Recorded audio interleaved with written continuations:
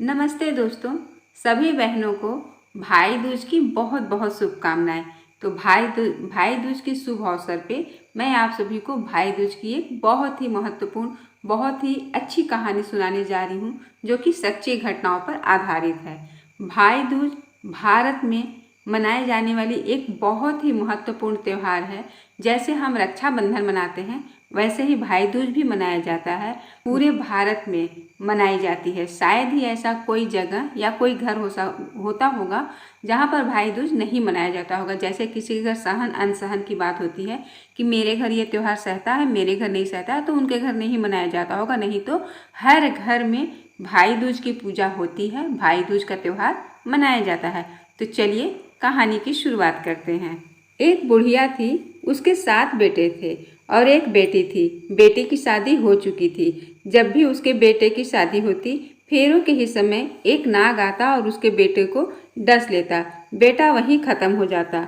इस तरह उसके 6 बेटे मारे गए। 7वें की शादी होनी बाकी थी। इस तरह से अपने बेटों को फेरे के वक्त मरते हुए देख करके बुढ़िया बहुत ही दुखी थी। उसका रो रो करके बुरा हाल था और बुढ़िया आंख से अंधी भी थी।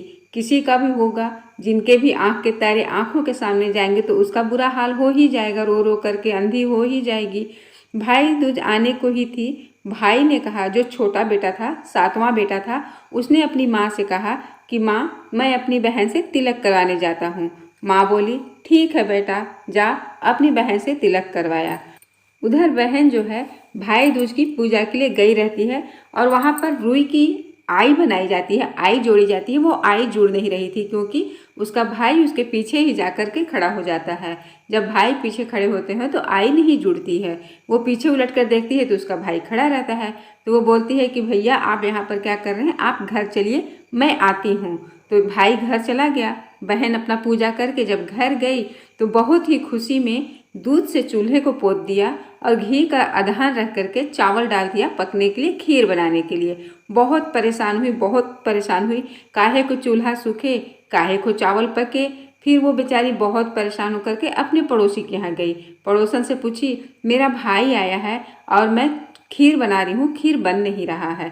पड़ोसन पूछी, कैसे खीर बना रही हो? तो वो बोली कि मैं जो है दूध से चूल्हे को पोती हूँ और घी में चावल को डाली हूँ पकने के लिए।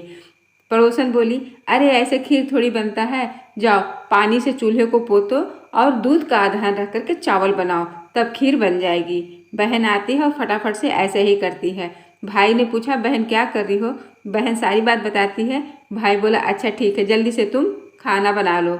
बहन खाना बना करके जब अपने भाई के पास आती है तो रास्ते में भाई के साथ कुछ अजीबोगरीब जो घटना हुई रहती है वो अपनी बहन को कह सुनाता है। बोलता है, बहन, मैं जब रास्ते में आ रहा था तो एक सांप मुझे डसने को आ रहा था। मैंने उसे पूछा कि तुम मुझे क्यों डस रहे हो?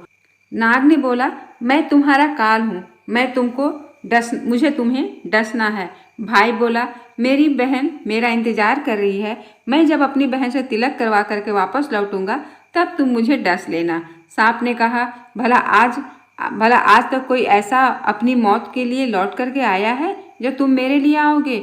भाई ने कहा, अगर तुम्हें यकीन नहीं है तो तुम मेरे झोले में बैठ जाओ और जब मैं अपने बहन के तिलक कर लूँ तो तुम मुझे डस लेना। सांप ने ऐसा ही किया। भाई बहन के घर पहुंच गया। दोनों बड़े ही खुश थे। भाई बोला, बहन जल्दी से खाना दे, बड़ी भूख लगी है। बहन क्या करे, न तो दूध की रसोई सूखी, ना ही घी में चावल पके। अब बहन करे तो क्या करे? खाना बनने पर जब बहन ने भाई को खाना खिलाया तो खाना खाकर भाई को जोर की नींद आने लगी। इतने में बहन के बच्चे आ गए। बोले, मामा मामा, हमारे लिए क्या लाए हो? भाई बोला, मैं तो कुछ नहीं लाया। बच्चों ने वह झोला ले लिया जिसमें सांप था। जैसे ही उसने झोला खोला, उसमें हीरे का हार निकला। बहन ने कहा, भैया, तूने मेरे लिए हीरे की हार लाया है और मुझे बता नहीं रहा है। भाई बोला, बहन, तुझे अगर पसंद है तो तू ले ले, मुझे हार का क्या करना। अगले दिन भाई बोला, अब मुझे जाना है, मेरे लिए खाना रख दे। बहन ने उसके लिए लड्डू बना के एक डिब्बे में रख दिया। भाई कुछ दूर जा करके थक करके पेड़ के नीचे सो गया। उधर बहन के बच्चे को जब भूख लगी तो माँ से कहे कि खाना दो खाने के लिए, मतलब बहन के बच्चे जो हैं अपनी माँ से खाना मांगे खाने के लिए। माँ ने कहा खाना अभी नहीं है, खाना खत्म हो गया है। बच्चे बोले कि मामा को जो रखा है वही दे दो। तो वह बोली कि लड्डू बनाने के लिए बाजरा पीसा था, वही बचा पड़ा है चक्की में, जा कर के खा ले। बच्चों ने जब चक्की के पास गए तो वहाँ पर देखा यहाँ पर तो सांप की हड्डियाँ पड़ी हुई है। यह बात आकर के बच्चों ने अपनी माँ को बताई। तब तो बहन जो थी वो बिल्कुल पागल हो गई, बावड़ी सी होकर के भाई के पीछे भागी। रास्ते भर लोगों से पूछने लगी कि किसी ने मेरा गैल बटोही देखा है, यानी किसी से मेरे घर का जो बटोही गया है उसे किसी ने देखा है, किसी ने मेरा बावड़ा भाई देखा है।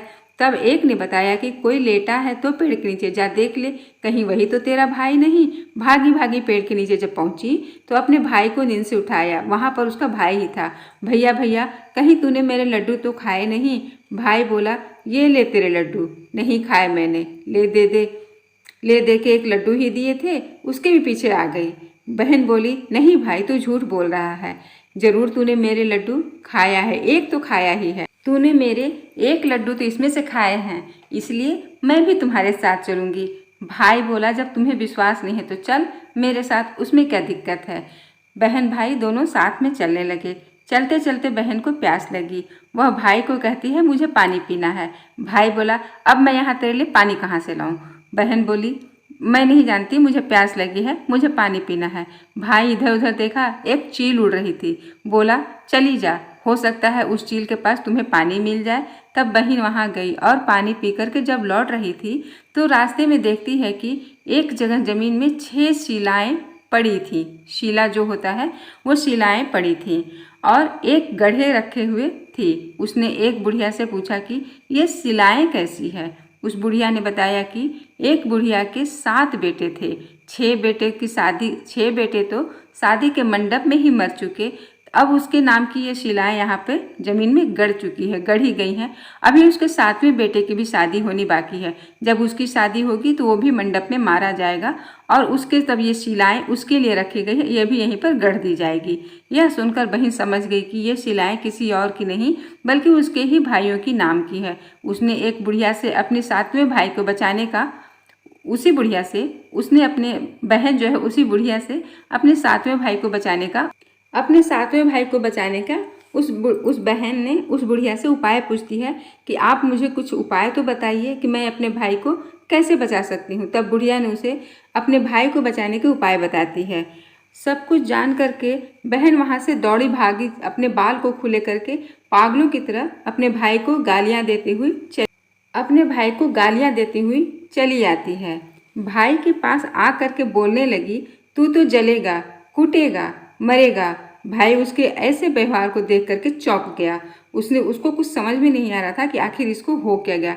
इसी तरह दोनों भाई बहन माँ के घर पहुँच गए। थोड़े समय के बाद भाई के लिए सगाई आने लगी, उसकी शादी तय हो गई। जब भाई को सेहरा पहनाने लगे तो वह बोली इसको क्यों सेहरा बंधेगा, सेहरा तो मैं पहनूंगी, ये तो जलेगा, कुटेगा, मरेगा। सब लोग बहुत आश्चर्य से उसे देखने लगे। सब लोगों ने परेशान होकर सेहरा बहन को दे दिया। बहन ने देखा उस कलगी में की जगह एक सांप का बच्चा लटक रहा था। सांप के बच्चे को निकाल करके फेंक दिया। जब भाई घोड़ी चढ़ने लगा तो बहन ने बोली ये क्यों घोड़ी पर चढ़ेगा, ये तो जलेगा, कुटेगा, मरेगा, घोड़ी तो मैं चढ़ूंगी। सब लोग इस चीज़ को देख करके बहुत ही चौंक गए, बहुत ही आश्चर्य हो गए, लेकिन सब परेशान हो गए। लेकिन कोई कुछ करे तो क्या करे। जब बारात चलने को हुई तब बहन बोली ये क्यों दरवाजे से निकलेगा, ये तो पीछे के रास्ते से जाएगा, ये तो जलेगा, कुटेगा, मरेगा, दरवाजे से तो मैं निकलूंगी। जब दरवाजे से नीचे जा रही थी तो दरवाज़ा अचानक से गिरने लगा। बहन ने एक ईंट उठाकर अपनी चुनरी में रख ली, दरवाज़ा वहीं की वहीं रुक गया। तब सभी लोगों को यह देख करके बहुत ही आश्चर्य हुआ कि ये क्या हुआ। रास्ते में एक जगह बारात रुकी तो भाई के पीपल के पेड़ के नीचे खड़ा कर दिया गया। बहन कहने लगी ये क्यों छाँव में रहेगा, ये तो धूप में खड़ा होगा, छाँव में तो मैं खड़ी होंगी। जैसे ही वह पेड़ के नीचे खड़ी हुई पेड़ गिरने लगा। बहन ने एक पत्ता तोड़कर अपनी चुनरी में रख लिया, पेड़ वहीं के वहीं रुक गया। अब तक सबको विश्वास हो गया था कि ये कोई बावली हो गई है, जादू टोना सीख करके आई है, जो हर बार अपने भाई की रक्षा कर रही है। ऐसे करते करते फेरों के समय आ गया। जब दुल्हन आई तो उसने उसके कान में कहा, यानी बहन ने दुल्हन के कान में कहा अब तक तो तेरे पति की रक्षा मैं कर रही थी, अब तू ही अपने पति की और साथ में मरे हुए जेठों की रक्षा कर। अब तू ही इन सातों को तुम ही बचा सकती हो। फेरे के समय जब फेरों का समय आया तो एक नाग आया जो कि दूल्हे को डसने की कोशिश करने लगा। दुल्हन ने उसे लोटे में भर करके ऊपर से प्लेट बंद कर दिया। थोड़ी देर बाद नागिन लहर लहर करती आई। दुल्हन से बोली, तू मेरा पति छोड़। दुल्हन बोली, पहले तू मेरा पति छोड़।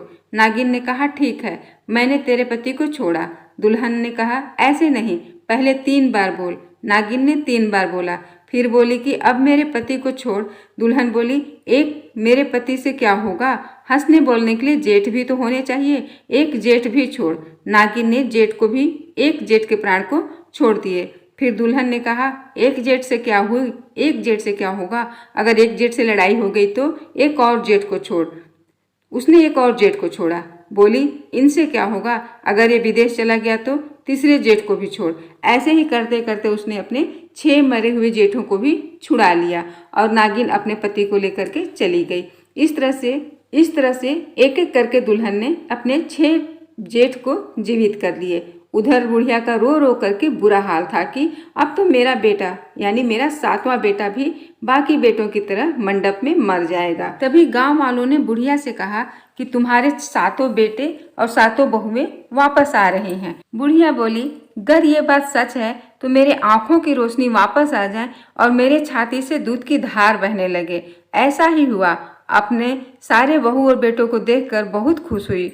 बुढ़िया बोली, यह सब तो मेरी बावली का किया हुआ है, कहाँ है मेरी बावली बेटी। सब बहन को ढूंढने लगे।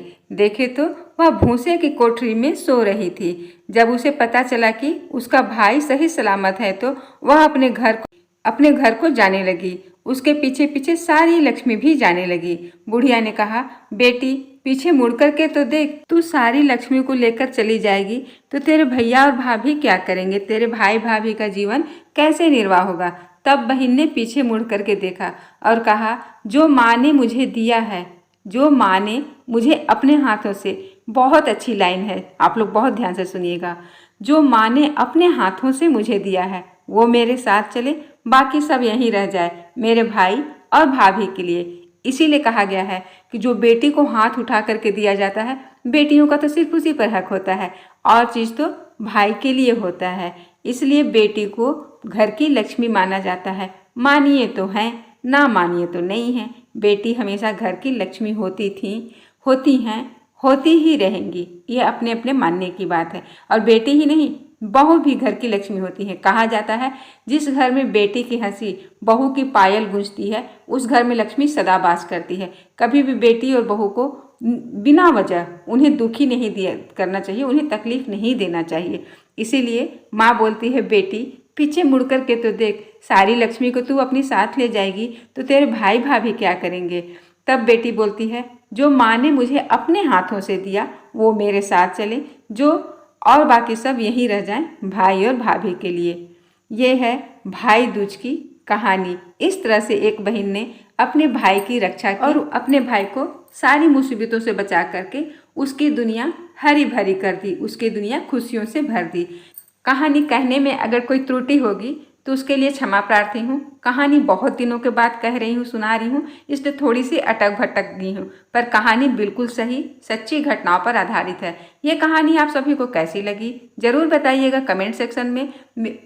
अगर वीडियो अच्छी लगी होगी तो एक लाइक कर दीजिएगा, शेयर भी कर दीजिएगा। चैनल पर फर्स्ट टाइम विजिट कर रहे होंगे तो सब्सक्राइब कर दीजिएगा। मिलती हूँ नेक्स्ट एपिसोड में एक और अच्छी सी कहानी के साथ। तब तक के लिए be safe, be alert. Thank you.